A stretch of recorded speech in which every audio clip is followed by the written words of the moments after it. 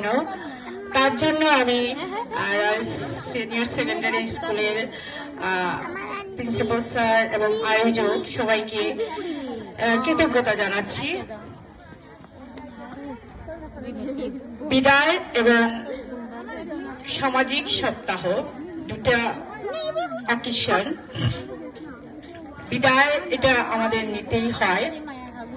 আমরা যখন কোন একটা ইনস্টিটিউশনে ঢুকি সেখান থেকে একটা সময় আমাদের বিদায় নিতে হয়, কারণ আরেকটা নতুন জগতে আমাদের পা ফেলতে হয়।